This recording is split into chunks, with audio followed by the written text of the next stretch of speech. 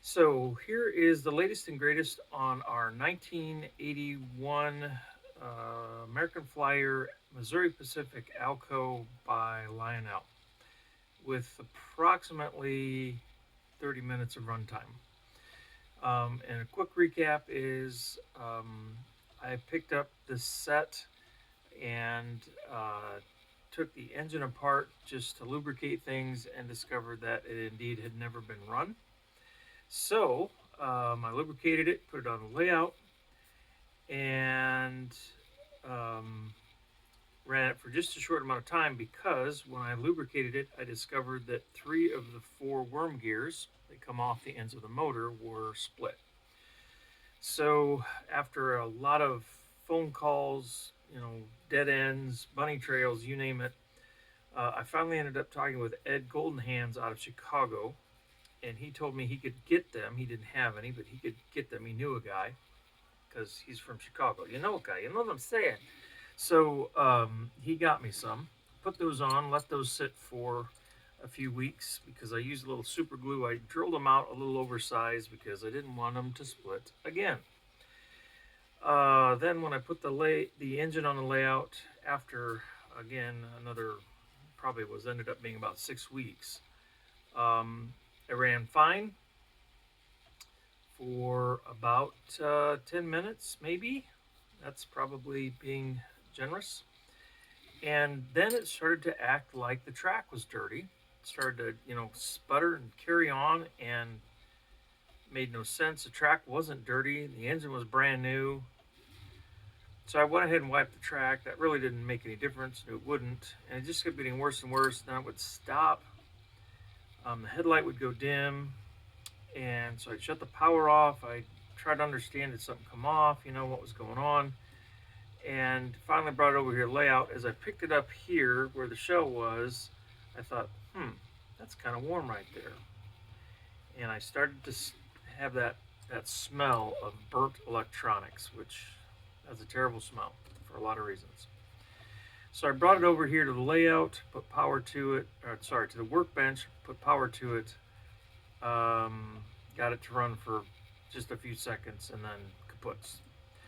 So called Ed up again, sent him some pictures, and basically what he had me do was do some, using my meter, check some of the components here.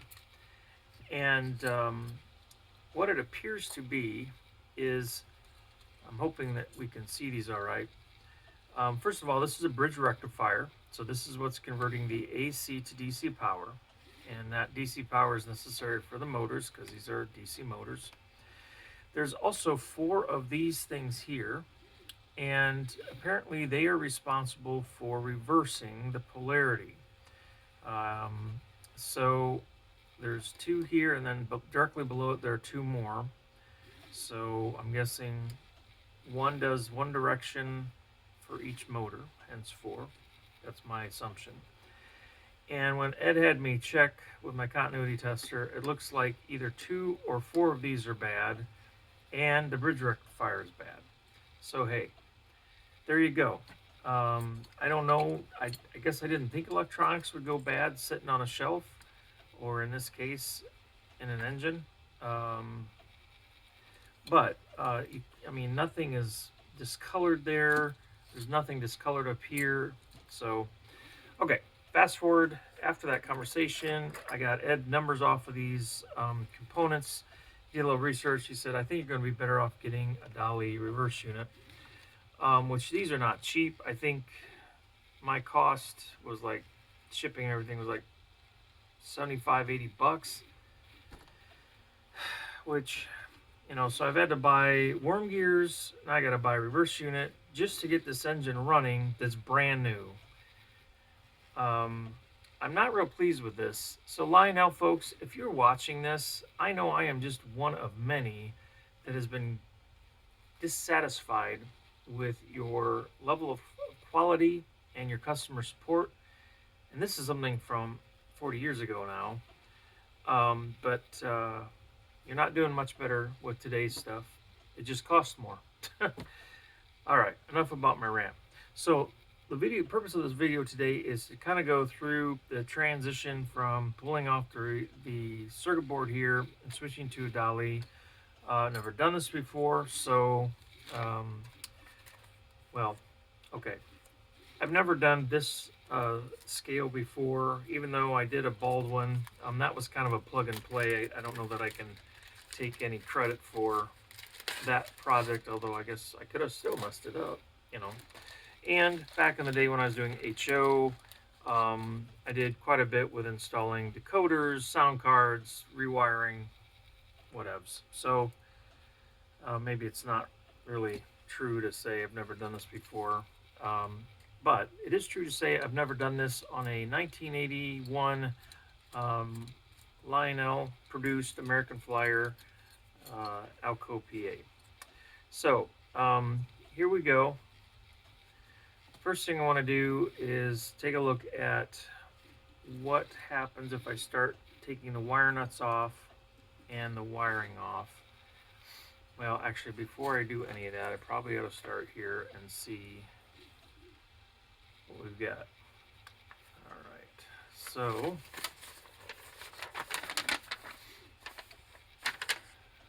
well, isn't that nice? We got instructions and colors.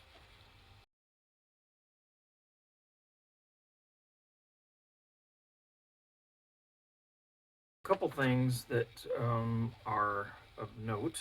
First of all, pretty simple, which is good because sometimes, not all the time, but sometimes I can handle simple. Number two, Dolly suggests wiring the engines in series versus parallel because that will reduce the current flow. Motors will run a little slower, but that's a little more realistic. But the big thing for me is the current draw will be reduced. So that's something to look into. And other than that, it's pretty straightforward. Now, as I'm looking through the way they wired this up here, um, Lionel, again, is not endearing me at all to their process because we've got black wire from here and black wire from here, both opposite rails that are providing power to the system. Not cool because there's also black wires going to the engines to power those along with red. I don't know why somebody thought, hey, let's just use a bunch of black wire for different things. That seems like a really terrible idea. Okay, so the first thing I'm going to do is I'm going to disconnect or cut these zip ties just so that I can actually get to all these wires that are kind of all spaghettied up here. And try to get them laid out in a way that makes sense to my little pea brain here. And then hopefully it'll be a pretty simple matter to disconnect and then reconnect, but we shall see. So what you see me doing here is trying to figure out what wires come from which part of the motor and or the circuit board and try to group those together. That's important because when I transfer those wires to the dolly reverse unit, I need to have a measurable amount of confidence that I'm hooking things up correctly. Now, the good news is there's not a huge amount of wires that need to be hooked up to the dolly. You've got to have track power, which would be a plus and a minus. You've got to have wires going from the board to your motor. You've got to have wires going from the board to your headlight or headlights. And there's also two other wires that you would use if you were running a DCC system. But in the case of this kind of a scenario, those just need to be wired together. So on one hand, there's not a lot that has to be done, but those of you that are familiar with electronics know that if you hook things up incorrectly, you can fry a board. And there's nothing more sad than to see a puff of smoke when you let the smoke out of something you've just paid a fair amount of money for. So that's what I was trying very much to avoid. And because, like I said earlier, they used all kinds of the same colored wires, it made it a little bit challenging to figure out what went where and what needed to go to where. I applaud Dali. They've got some pretty clear instructions and some pictures, which I found their instructions to be super helpful. So all that to say, I don't want to dissuade anyone from tackling something like this yourself. And if you're willing to take the time to be careful and really sort things out and triple check yourself, you should be fine. And this is something that I know a lot of people have done to just bypass the original reverse units on a Flyer engine. So that's also something you can do. And it works also for O scale. One of the things you have to factor in, though, is how many amps a engine or motor is going to typically take. And the downside with the open frame Lionel and Flyer motors is that they do take more amps. And so the board I've got here, even though I'm hooking up two motors, because they're both CAN motors, the amp draw is pretty small. And I believe this board had a 4 amp max. And when I run this engine with a heavy load, with a Rail Sounds B unit in tow, and I don't know, 6, 7 passenger cars all lit, the amps only reach about 2 or 2.5. Now, one of the things I just want to reiterate again is you can hook the motors up either in series or in parallel.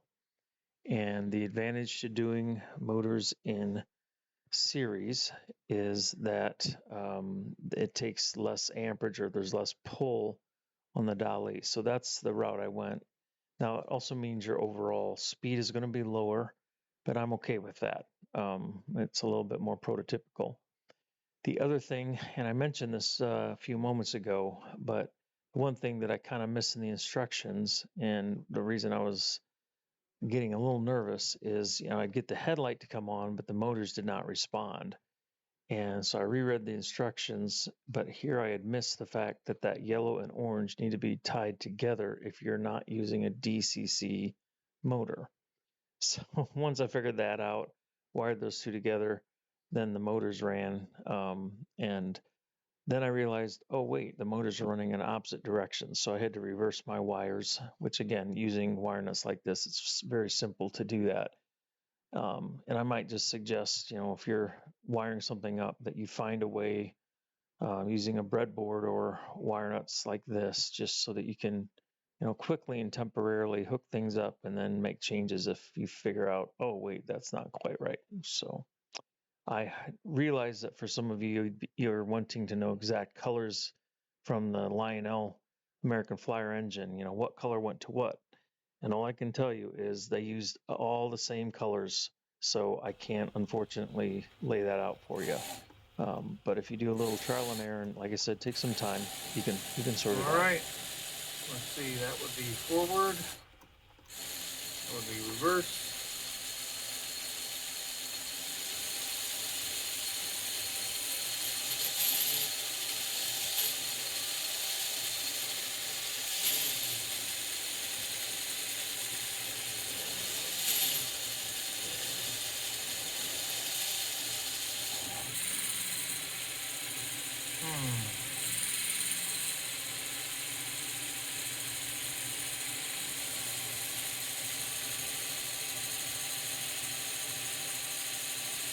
All right. So that's going pretty good.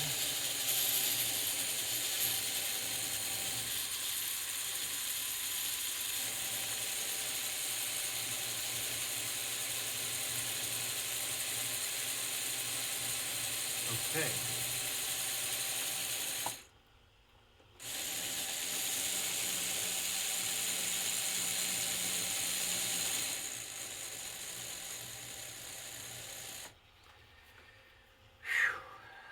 Okay, so nerve-wracking for me because obviously I've had some issues with this engine. Didn't want to have more issues because of something goofy that I would do, like wire it up wrong. So just a big sigh of relief there. So what I'm gonna do is I'm gonna turn the cameras off and go ahead and start to put all this together hopefully in a nice little assembly. And then I'll bring you guys back once I've got that done. I also need to hook in the on-off switch. Not sure if there's anything else, but okay. Thanks for watching.